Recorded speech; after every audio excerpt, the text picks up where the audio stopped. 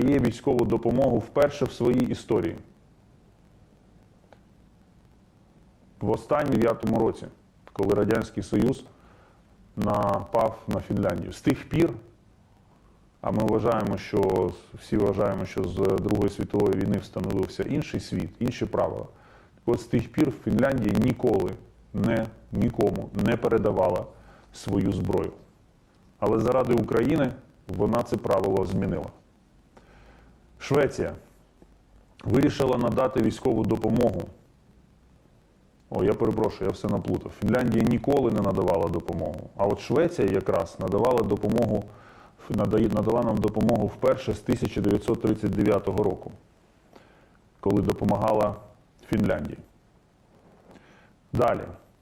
На цьому ми не зупиняємося. Норвегія.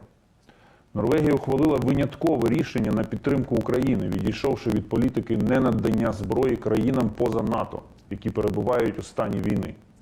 Осло надсилає нам 2000 протитанкових гранатометів.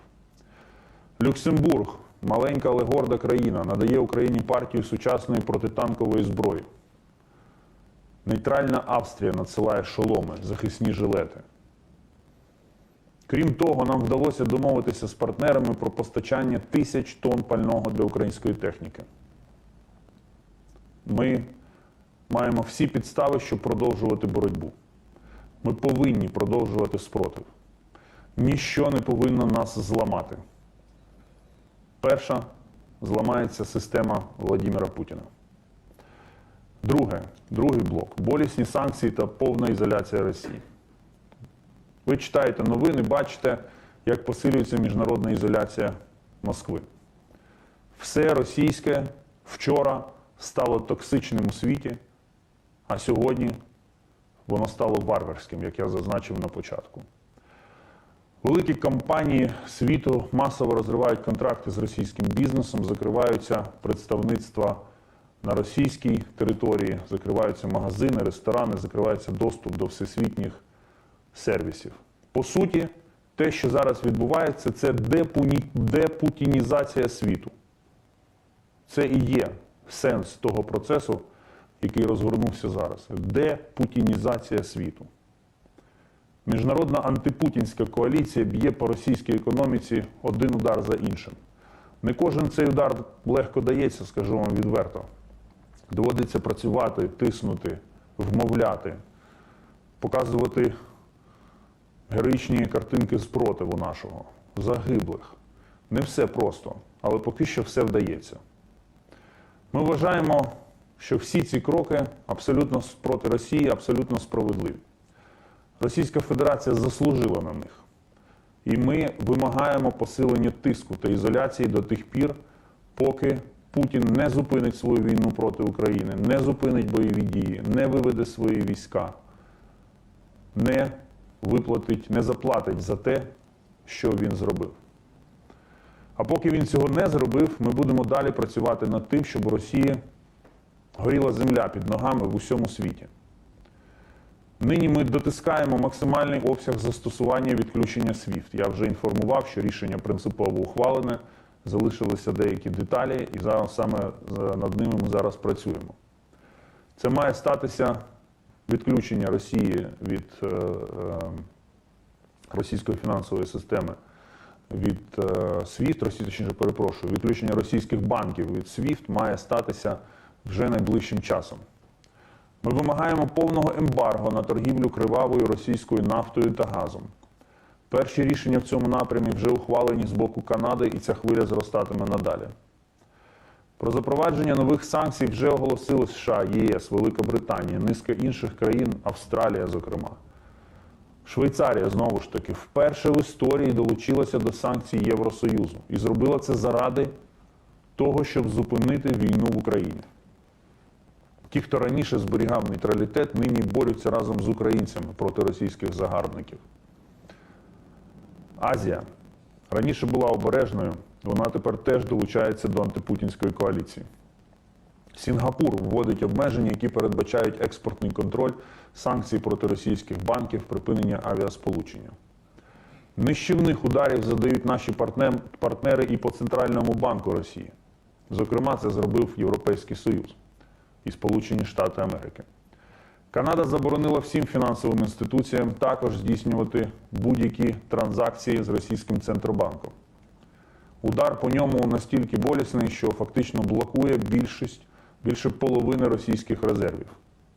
Монако запровадить санкції проти російської еліти, ідентичні до обмежень ЄС.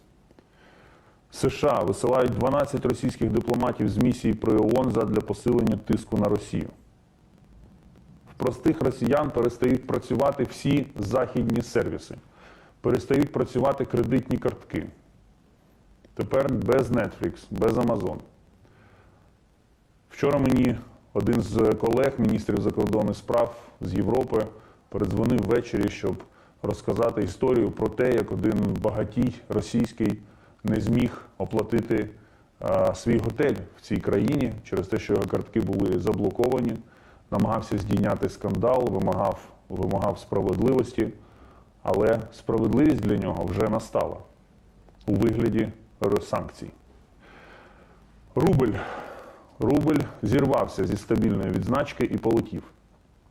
Небо, навпаки, закрилося, і тепер російські літаки ним не літають.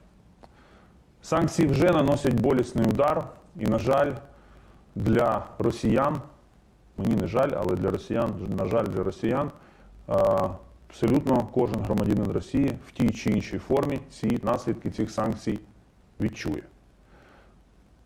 Поки росіяни перебувають у шоці, але настане час, і цей шок зміниться гнівом. Декілька слів про гуманітарну допомогу. З різних куточків світу надходить гуманітарна допомога. Вантажі з необхідним вже прибувають з Франції, Словаччини, Швейцарії, Індії, Естонії, Литви. Вчора ввечері Велика Британія відправила до Польщі перший вантаж з медичними засобами. Загалом Лондон виділив 40 мільйонів фунтів на гуманітарну допомогу. І це лише невелика частина допомоги, яку нам надають друзі з усього світу. А ця гуманітарна допомога буде надзвичайно важливою, тому що ми вже бачимо, що Росія варварськи руйнує цивільну інфраструктуру, ланцюги постачання для того, щоб позбавити українців доступу до води, до їжі, до базових соціальних послуг. Ми, українські дипломати, зробимо все, щоб привести в Україну максимальну кількість гуманітарної допомоги. Ми дбаємо не лише про те, щоб солдат був із зброєю, але щоб і українець, мирний українець, мав ліки, їжу, чисту воду. Кожним обстрілом українського міста чи селища Росія дедалі більше ізолює себе від світу. Розширилася кількість держав, які закрили свій повітряний простір для російських літаків. Буквально нещодавно до них долучилася Албанія. Крім того, Росії тепер загрожує масове закриття портів та обмеження на пересування у морі. Велика Британія розробляє законодавче рішення, аби не пускати російські судна в британські порти.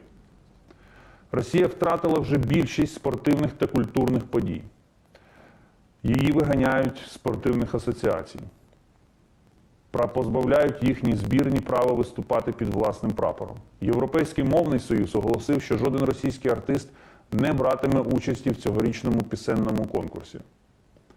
ФІФА та УЄФА ухвалили рішення усунути російські збірні та клуби від участі у змаганнях під їхньою егідою. Міжнародна антипутінська коаліція діє. Українська дипломатія забезпечує надійний тил для наших військових.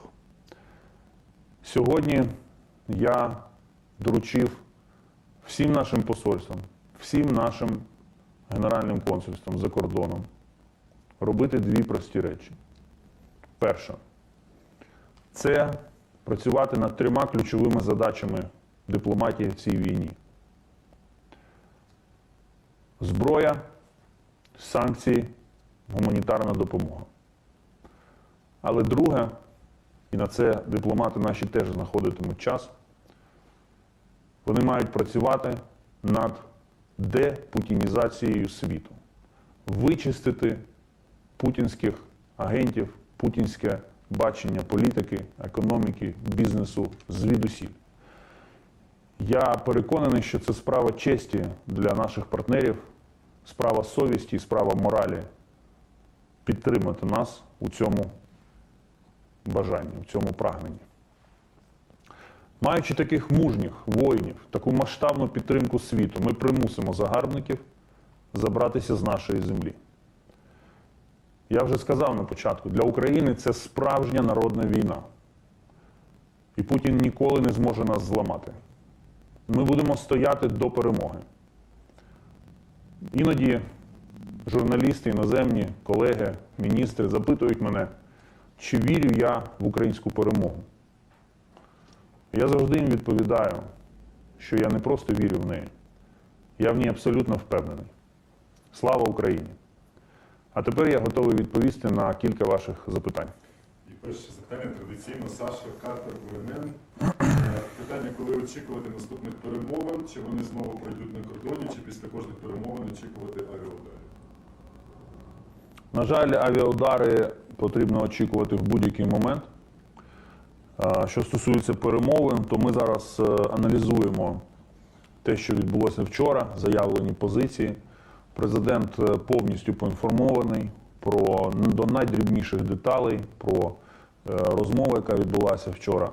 Ми визначимося зі своєю позицією і тоді вже будемо у разі потреби готуватися до нової зустрічі. Але ми вважаємо, що така зустріч повинна бути, тому що Україна вірить в дипломатію і ми готові до дипломатичного вирішення цього конфлікту, але за жодних обставин ми не поїдемо на переговори, якщо Російська Федерація на них планує лише оголошувати свої ультиматуми. Переговори – це переговори. І ми будемо розмовляти і шукати рішення. Але виконувати російські ультиматуми, забаганки ми не будемо. У нас є кілька питань англійською та іноземних ЗМІ. Полін Хофман, Лесуар, Belgium. What will happen to the Ukrainian government if the Russian army takes Kyiv? Can Ukraine continue fighting without its capital? А можна я українською відповім? Перекладуть потім собі. Дивіться, по-перше, не треба нас ховати. Ви нас ховаєте з перших годин війни. Ми ще живемо, все нормально. Працюємо, контролюємо ситуацію. Президент, прем'єр-міністр зберегли повністю керованість країною. По-друге, ще раз наголошу, це не війна російської держави проти української держави. Це війна Путіна проти українського народу. Український народ неможливо перемогти. Скільки б це не зайняло часу, ми завжди переможемо. І останнє запитання Девід Бреннан, Newsweek, США. Чи Україна вважає, що безпольотна зона варта того, щоб ризикувати прямим конфліктом НАТО-Росія? І чи путінські погрози ядерною зброєю зробили у західних партнерів більше сумнівів в підтримці України? Я не бачу сумнівів у західних партнерів. Ми розуміємо, що наразі президент Путін вдається до шантажу, ядерного шантажу. Це абсолютно неприпустима поведінка, це порушує міжнародні правила і конвенції. Що стосується зони заборонених польотів, дивіться, ми ж ведемо цю війну і самі своїми фізичними силами. Гинуть наші люди, наші військові, наші солдати, наші пілоти. Тому ми попросили, і ми не запрошуємо НАТО для того, щоб воно тут воювало за нас. Це наша земля, це наші території. Але все, що НАТО може зробити для того, щоб підтримати Україну в цій війні, це, я вважаю, не лише моральний обов'язок, але й політична доцільність для НАТО. Тому що вони розуміють, що якщо ми, не дай Боже, впадемо, то наступні будуть вони.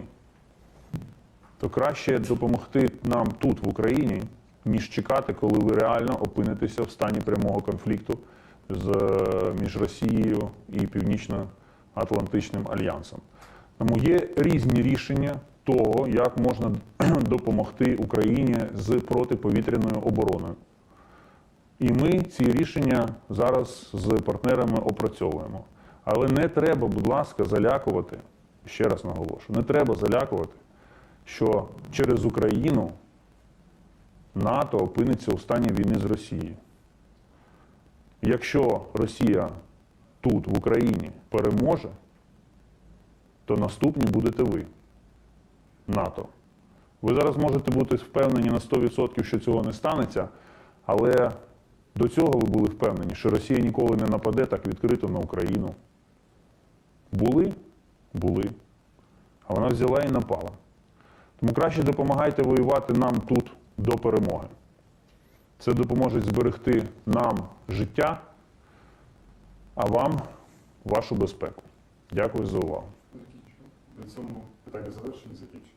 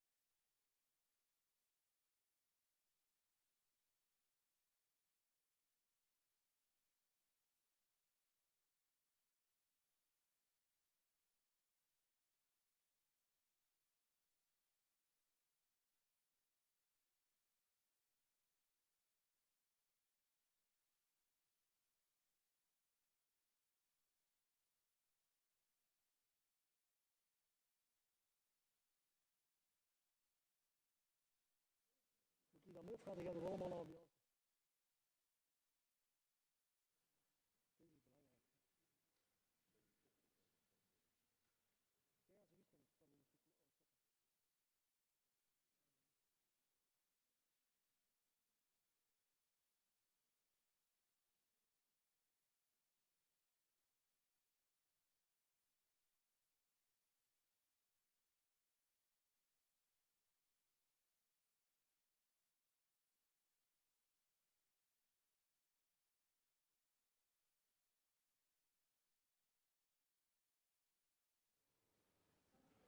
Ja, ze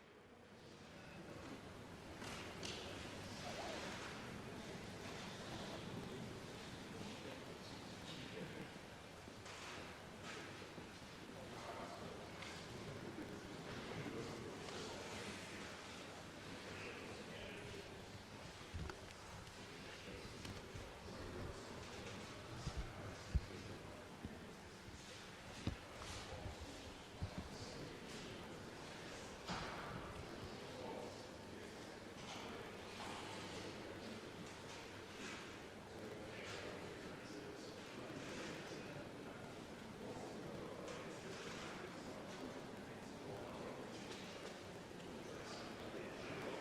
ik stoppen.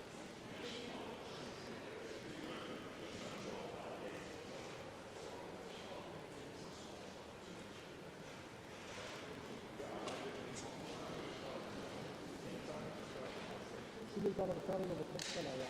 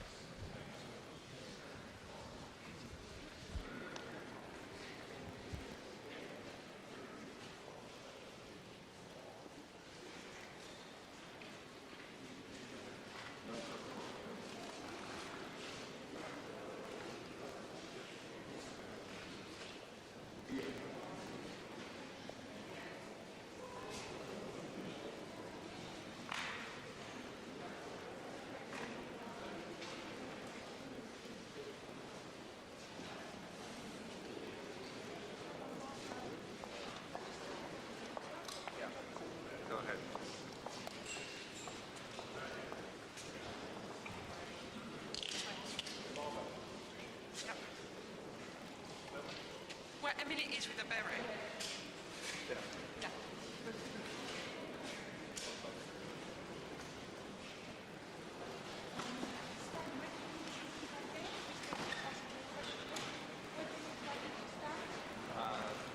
It's regarding go to the same place.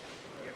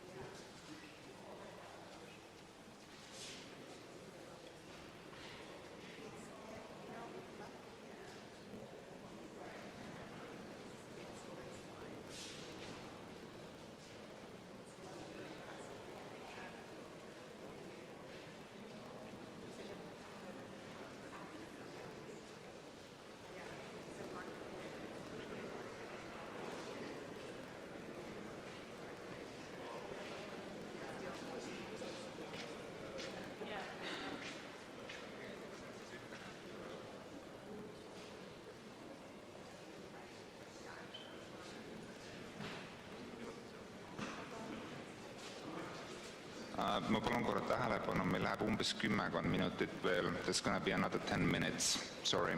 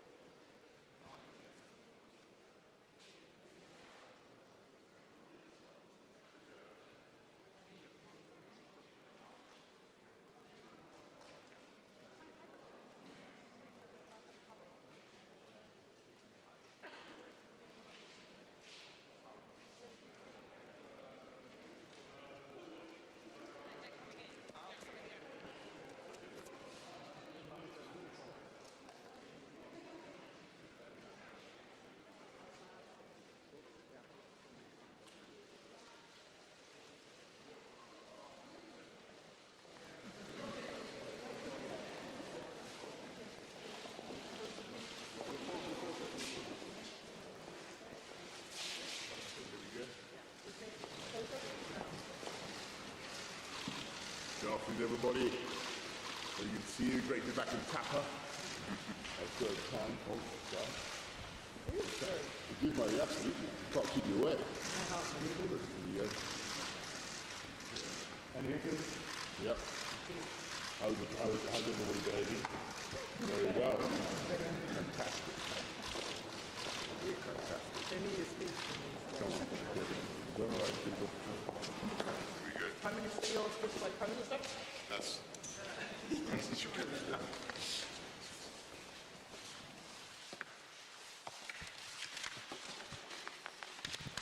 Hello, dear guests, distinguished ladies and gentlemen of the press.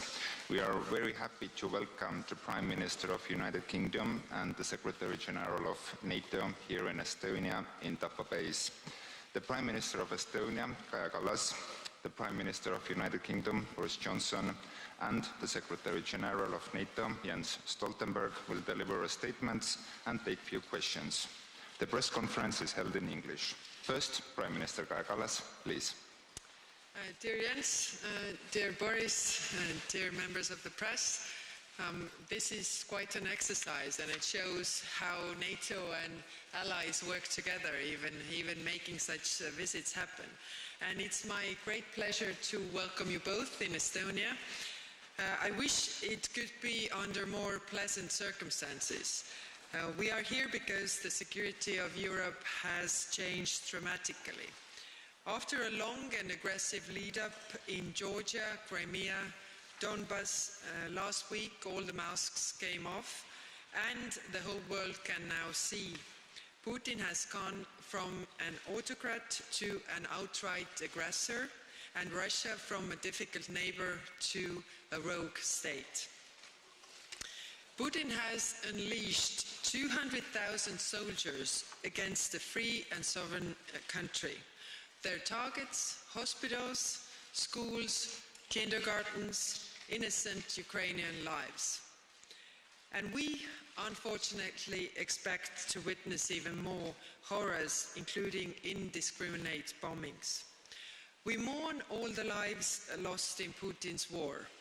We are also seeing dangerous neglect of nuclear safety by Russian troops.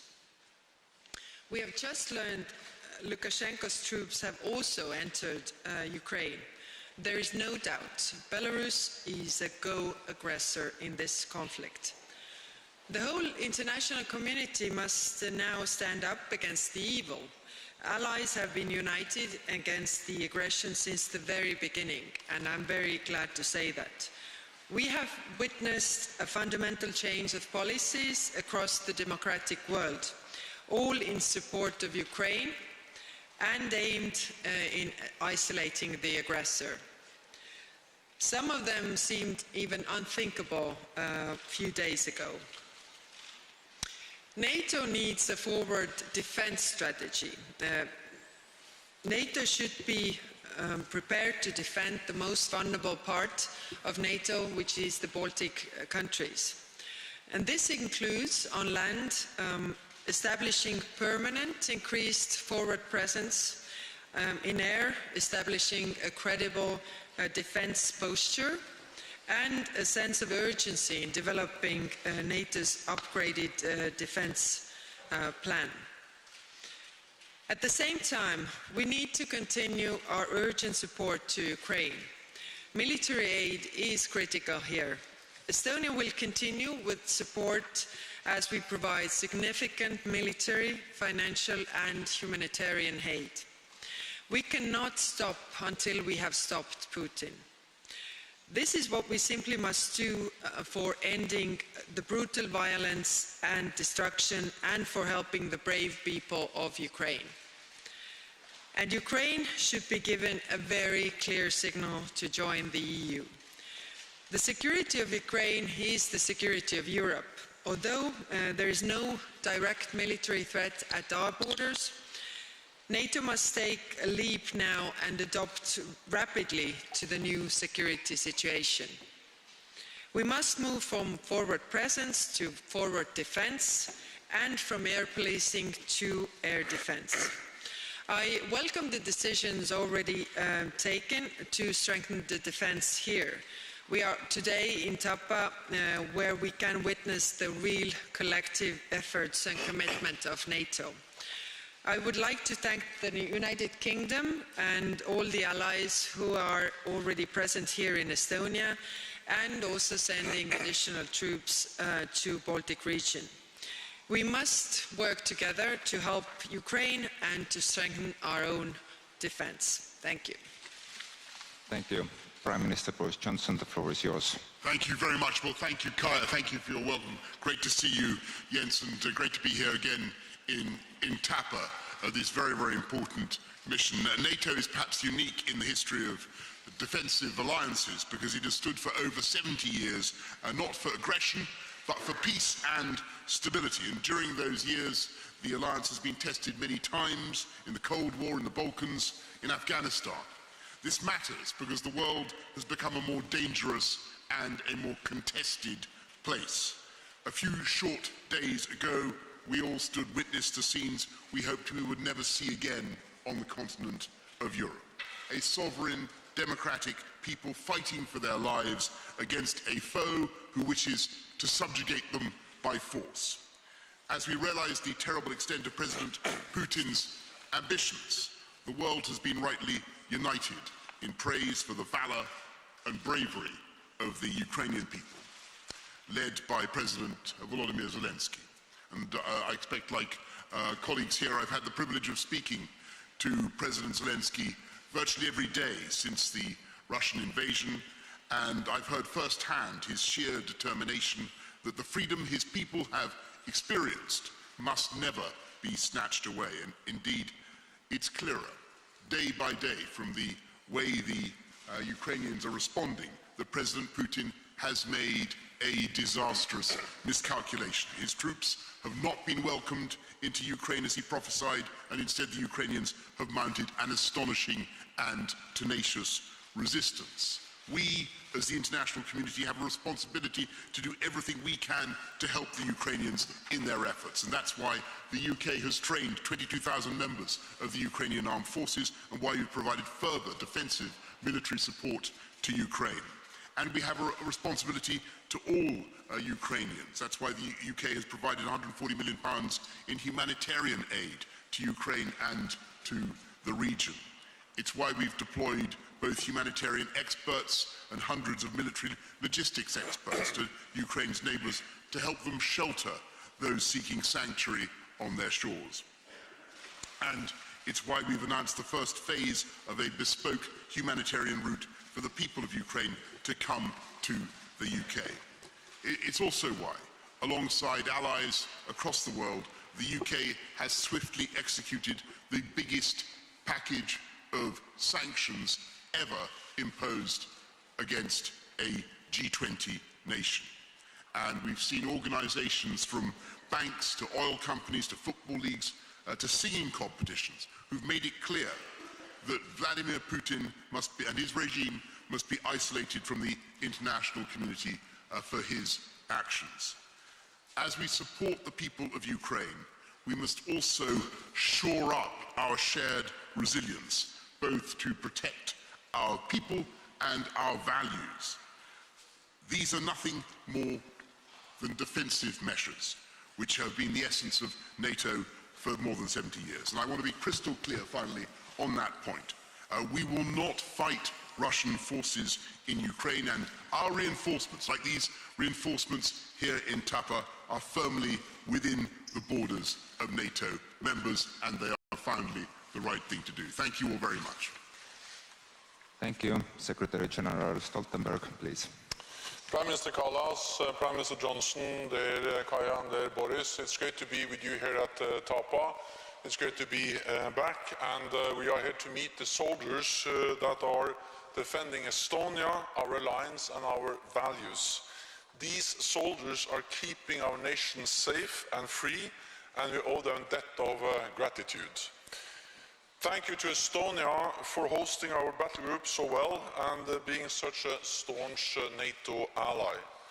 And let me also thank the United Kingdom and you, Boris, for leading this NATO multinational battle group here at the Tapa base in Estonia, and for doing so for the last 5 years.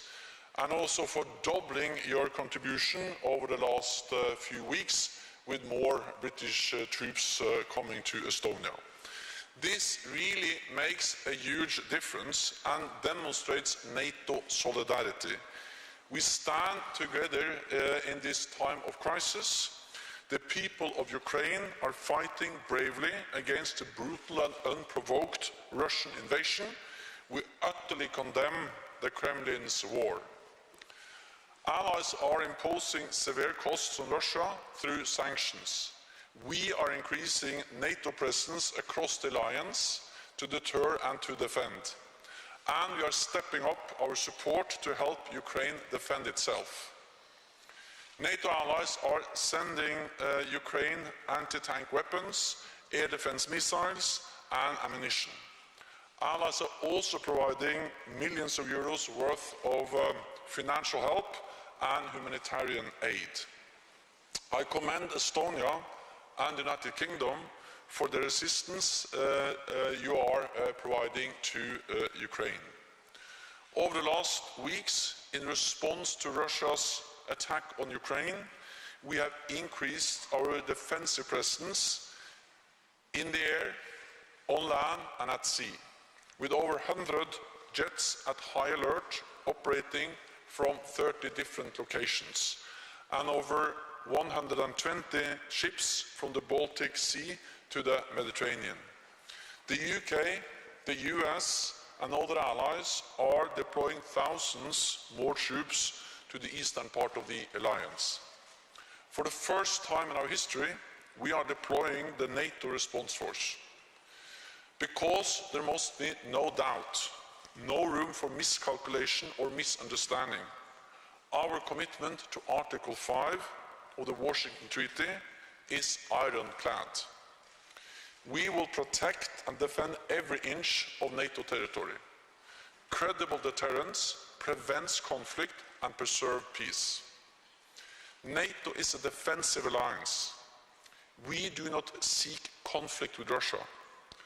Our message to President Putin is: stop the war, pull out all your forces from Ukraine, and engage in good faith in diplomatic efforts. The world stands with Ukraine in calling for peace.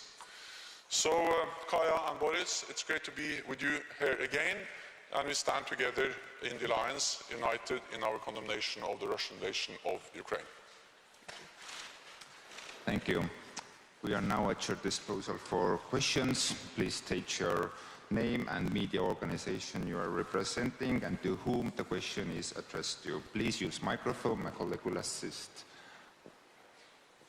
Hello, I am Katrin Aarma from Estonian television. I have a question to Prime Minister Boris Johnson.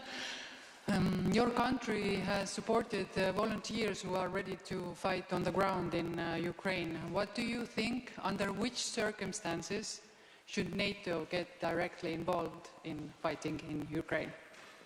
Well, thank you very much. And look, I'm going to be very clear about this because you're not quite right in what you say about supporting volunteers going to fight on the ground. The UK is not actively doing such a thing. But I understand, of course, the feelings of people who feel emotionally engaged in this conflict, because I cannot think of a time in international affairs when the difference between right and wrong, between good and bad, between good and evil has been so obvious. And it is clear that the people of Ukraine have right on their side, and I can understand why people feel as they do. But we have laws in our country about international conflicts and how they must be conducted. And on your point, as both Kaja and Jens have stressed, NATO is a defensive alliance. I think for any NATO member to get involved actively in conflict with Russia is a very, very is a huge step which is not being contemplated by any member, and you would have to go to parliaments and to peoples to get agreement for such a step. That is not on the agenda. What is on the agenda is offering the humanitarian support that we are offering, the logistical, the defensive but lethal military support that we are, and we're offering it in ever-growing quantities, but also the economic pressure that the West is now applying to the Putin regime. And I think one thing is clear: Vladimir Putin miscalculated two things. He miscalculated the strength of the Ukrainian resistance, and he also miscalculated and underestimated the strength of Western unity and Western resolve to ensure that Putin must fail. Thank you.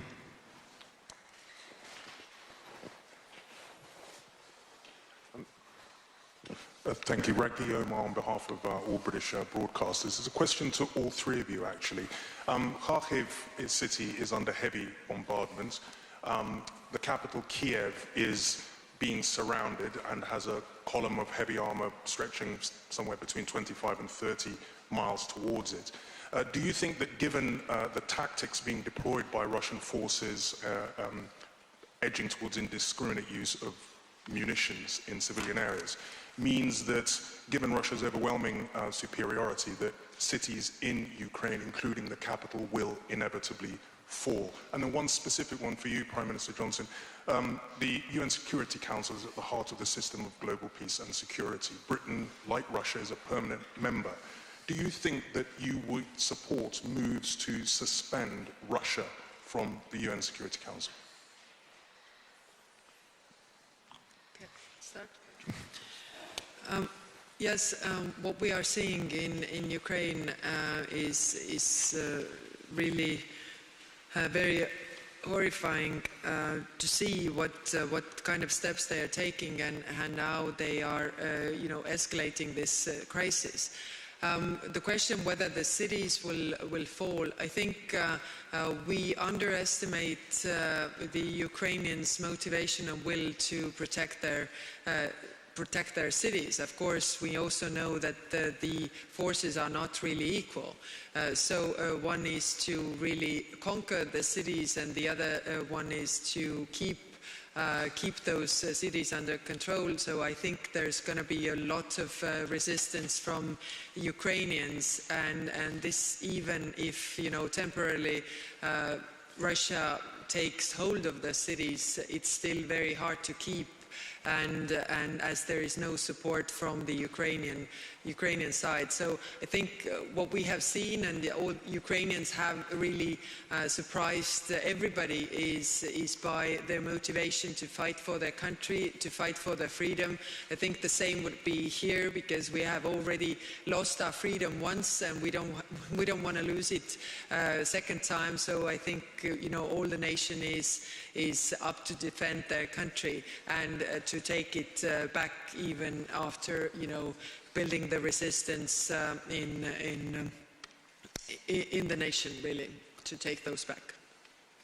Yes, and just Raggy, on your point about what's happening in Kharkiv, it's absolutely sickening. And it reminds me, if anything, if you remember the shelling of Sarajevo market by the Serbs, the shelling of innocent people in Bosnia. It has that feel to me of an atrocity committed deliberately against a civilian centre. And I think that coming to your second point,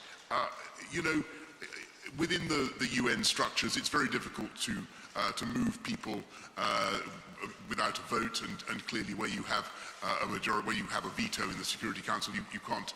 There's a paradox. We can't vote to change the rules without the agreement of the Russians. But what is happening is that I think that the great middle of the UN congregation, if you like, is starting to realise quite how horrific this is. And with every day that goes by, as they watch the heroism of the Ukrainian resistance, and they see what's happening in Ukraine, and they see episodes like the shelling, like the missile in Kharkiv and the destruction of civilian populations, I think people's stomachs are being turned by what's happening.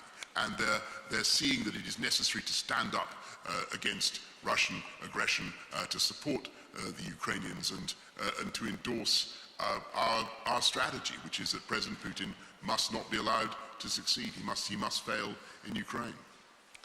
So what we now see is a new wave of attack against Ukraine, against innocent people, and a column of heavy Russian armor which is moving towards Kiev will bring more death, more suffering, and more civilian casualties. And that's the reason why we need to continue to provide support to Ukraine, why we continue to call on Russia to stop this bloody war, and why we need to impose costs by the heavy sanctions on Russia.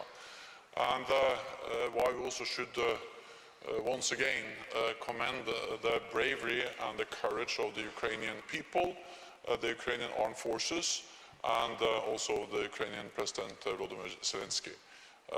This is horrifying, this is totally unacceptable, and it's a blatant violation of international law. Thank you. Alexander Bilak, Delphi News. Question to Boris Johnson. By the middle of the March, the UK will have sent here about 2,000 troops. That's definitely a big support for us. But what would have to happen, or what would be the trigger point for you to double it or triple it, or what's the limit? Well, thank you very much. We're very proud to be working here with our friends, with our French friends, with our Danish friends, and of course with our wonderful Estonian hosts. And I'm delighted that we're doubling it. It's a big commitment that we're making. I think that we'll always keep things under review. But what you can take it from me that our priority is the safety, the security of our friends and partners across the whole of the eastern frontier of NATO. And we're increasing our presence not just in Estonia, but in Poland, in the skies above Romania, in the eastern Mediterranean, in the Black Sea. The UK is beefing up our presence on NATO's eastern flank. And the message we need to get over, and I think we are collectively, all of us, is that if Vladimir Putin thinks he's going to push NATO back by what he's doing, he's gravely mistaken. This will end up with a fortified and strengthened NATO on his western flank. He'll have more NATO, not less NATO. Thank you. Unfortunately, this is all the time we had. Thank you everyone for coming. Danish television, I go on. Something tells me you will have a brilliant question. Yes, of course I will. You've doubled your number of troops here at the base in Tapa. Denmark is due to arrive next week. Yes. Would you like to see Denmark increase the number of troops here as well? All I can say is that I had a great conversation with Mette, with your Prime Minister, the other day. She was fantastically robust. I think she understands the problem very well. I'm glad that Denmark is increasing its contribution. We work well with our Danish friends, and of course it's always good that Denmark is contributing more. But I hesitate to go beyond that. Thank you very much. Thank you. Based on the questions that you got, based on the questions, Marika Walsh with the Globe and Mail, this morning you got some tough questions from a Ukrainian reporter. And today, this afternoon, you're telling the crowd here, we as the international community have responsibility to do everything we can to help the Ukrainians in their efforts. So are you actually doing that if you are not granting the request from Ukraine for a no-fly zone? Thank you. And I just want to get back to the points that Kaja and Jens and all of us have made today. It is very, very important to understand that NATO is a defensive alliance. This is a time when miscalculation and misunderstanding is all too possible, and it's therefore crucial that we get that message over. That does not mean that we cannot help our friends, or it does not mean that they do not have a right to self-defense, and we can help them in that self-defense, and that is what we are doing. When it comes to a no-fly zone, which is I think what you asked, in the skies above Ukraine, we have to accept the reality that involves shooting down Russian planes. As I said in an answer to I think the first question, that's a very, very big step. It is simply not on the agenda of any NATO country. Thank you all very much. Thank you. Thank you, everyone. This concludes the press conference.